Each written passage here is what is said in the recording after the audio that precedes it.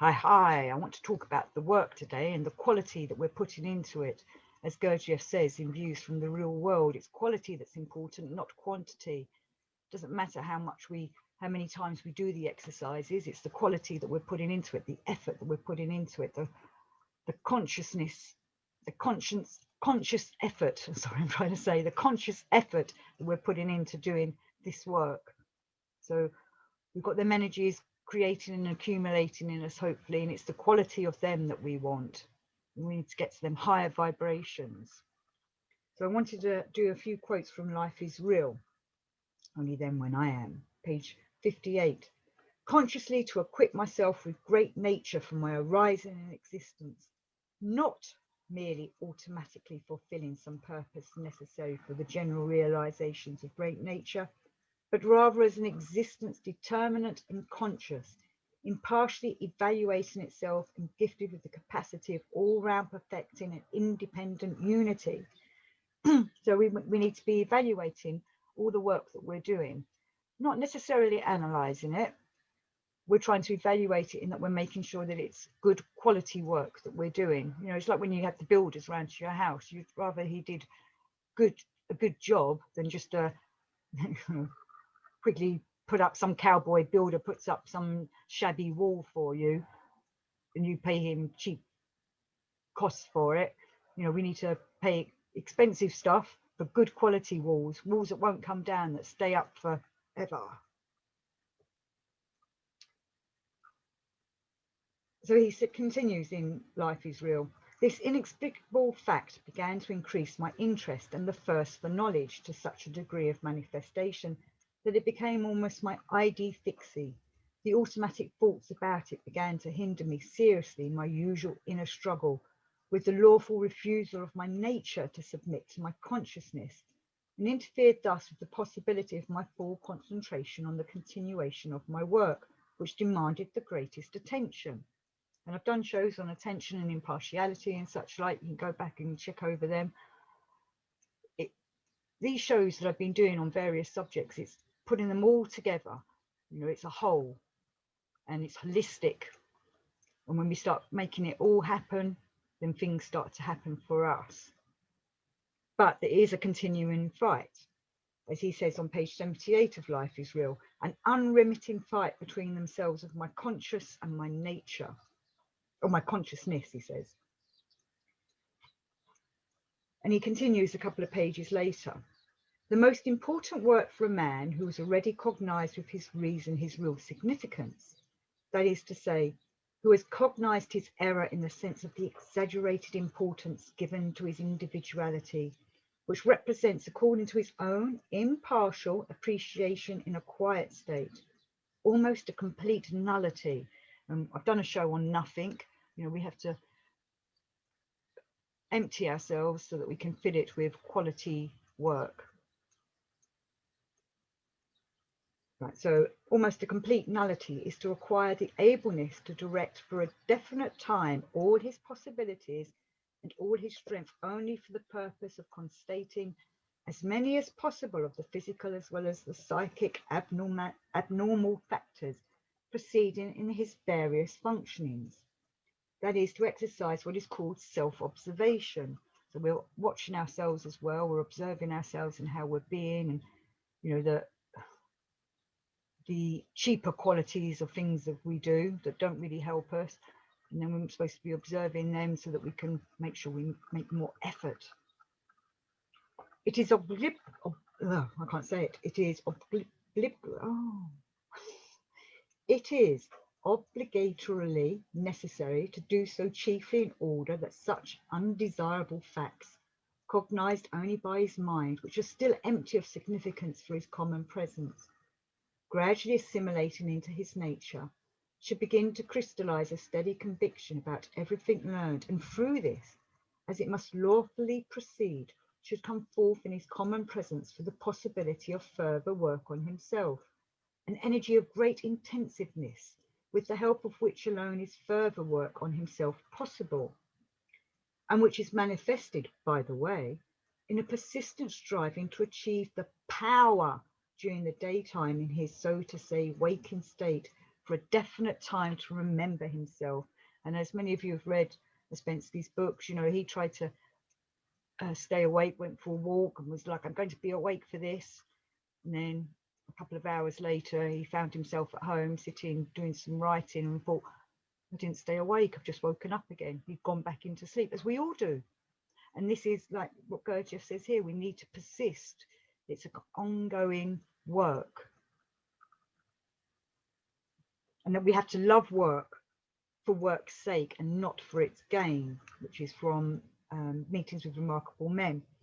You know, we want to gain from this so that we develop and become real man, a real I, but we have to love to do it. If you don't want to do it, if you're like doing it grudgingly or I've got to go and do my work, then it's not going to work because you're already putting the wrong attitude into it. So carrying on with Meetings with Remarkable Men, page 107. I like work not with my nature, which is just as lazy as that of other people and never wishes to do anything useful. I like work with my common sense. When I use the word I, you must understand it not as the whole of me, but only as my mind. I love work and have set myself the task of being able, through persistence, to accustom my whole nature to love it and not my reason alone. No conscious work is ever wasted. You know, every bit of work that we do adds to the work that we've done before and keeps building it and building it and building it. The only real satisfaction in life is to work not from compulsion, but consciously. Again, doing a quality version of work. We're doing it because we want to, because we need to, not because we're being pushed into it. We've got to have that desire in us to do this, to go forward. So continuing with meetings I keep saying meetings from, and I'm stepping over my words today, I'm sorry. Meetings with Remarkable Men, page 117. Our thoughts work day and night. Instead of allowing them to think about caps of invisibility or the riches of Aladdin, rather let them be occupied with something useful. And I know I said before, I'd love to have a cap of invisibility, but obviously, you know, we can't be sitting around daydreaming all the time. We need to get on and do the work. Daydreaming about how we're going to be the real I, the real me. You know, maybe that does help in some ways if we're using imagination in the correct way, because maybe we can follow that imaginary path of becoming a developed, harmonious, real, genuine person. In giving direction to thought, of course, a certain amount of energy is spent, but no more is needed for this purpose in a whole day than for the digestion of one meal. I therefore decided to study languages, not only to prevent my thoughts from idling, but also not to allow them to hinder my other functions with their idiotic dreams and childish fantasies. And this is the thing with imagination, most of it is fantasy, but if we can make it imagination that's creative and constructive, then we can work with it and go forwards.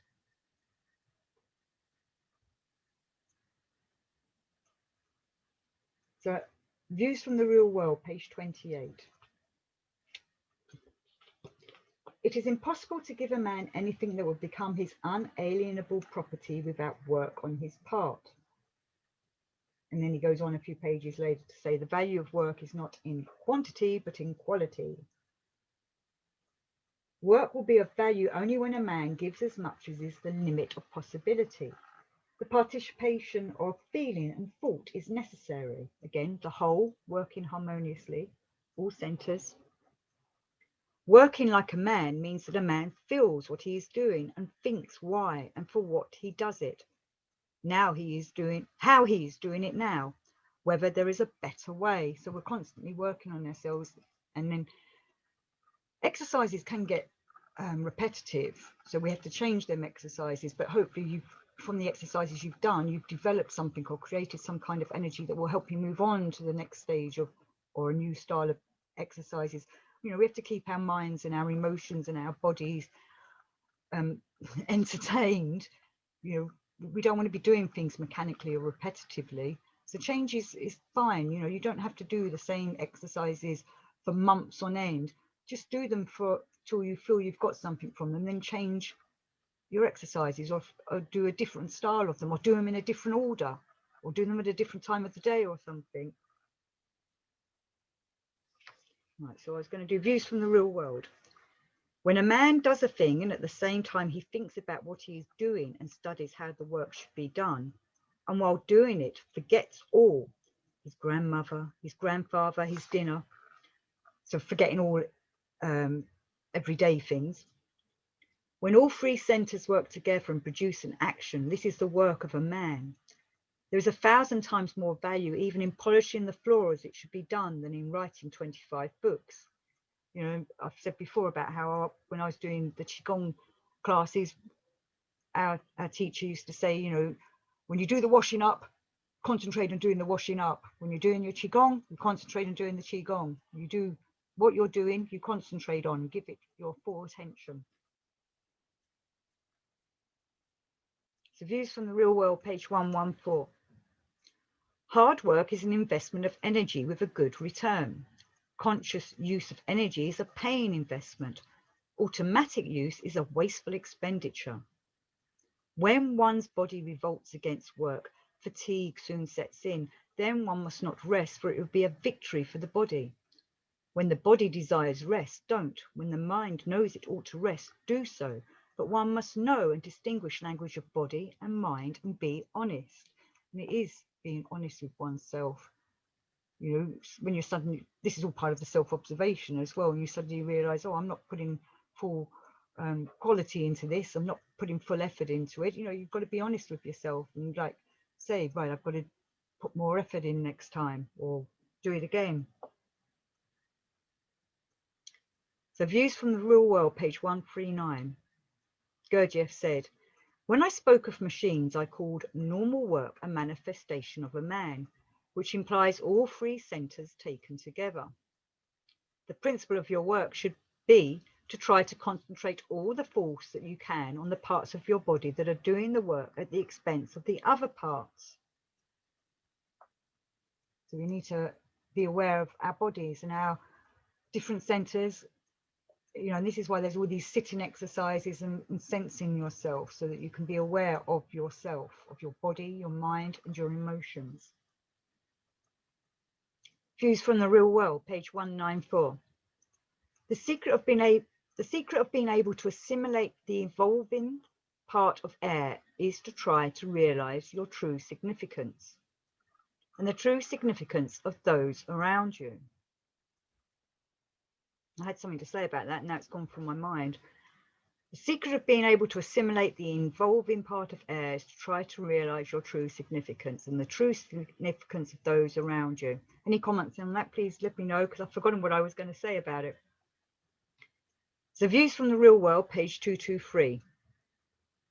Even if he works 10 years with his mind, if he studies day and night, remembers in his mind and strives, he will achieve nothing useful or real, because in the mind there is nothing to change.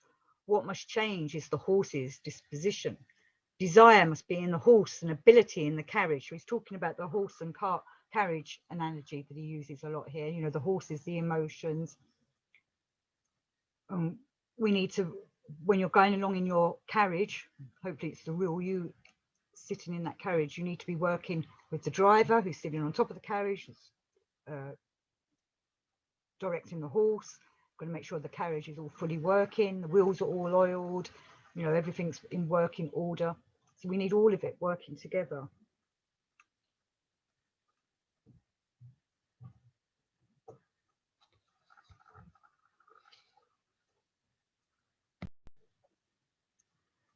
My back, I lost internet then for a moment.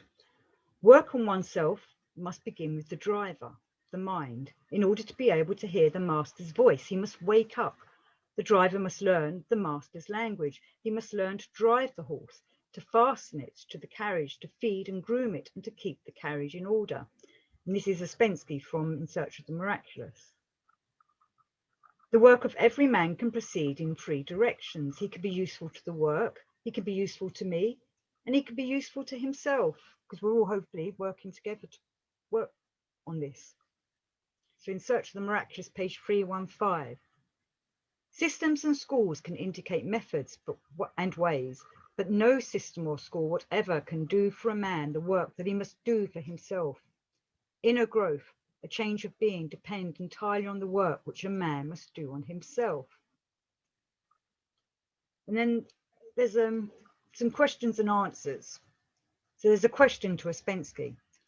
Do people who study this system work only for themselves, or do they work for other people? And Ouspensky replies, first line is study of oneself and study of the system or the language. On this line, one certainly works for oneself. The second line is work with other people in the school and working with them. One not only works, but with them and also for them. So, you know, we've got to start off doing it for ourselves because we're learning as initiates. And then hopefully we can start working with other people and help each other and work together. It's still recording. My internet's being a bit dodgy. And Ouspensky goes on to say there's 3 lines of work. 1, study, struggle with useless functions like identifying and negative emotions. Everything you get is for yourself. 2, you cannot have all to yourself. You must give to other people. You can only understand certain things by explaining to others. Concerns people in the work. 3, the idea of a school. The circle is still larger and concerns all the outside world and all the present and future of the work. Then good and bad becomes what helps or hinders on the larger scale. So they're the 3 lines of work that many people talk about and want to know more about. And, you know, we have the A, B and C version is what Gurdjieff sometimes calls it, but Ouspensky here has just described it all. So we want to work on ourselves, we want to work with each other. And then when we find that school, the circle is even larger for us to learn from. So Knott says on page 85, every time we stop or even observe negative feelings coming in, we can at the same time create an opportunity which we can use to remember ourselves. And I'm going to finish with one of Gurdjieff's aphorisms. Very important, his aphorisms. I've done little shows on them with my little Gurdjieff puppets that you can go back and look through. And Gurdjieff says, aphorism, this is aphorism 15, I love him who loves work. And I love you guys for doing this work, and hopefully we can continue with it and keep the work going.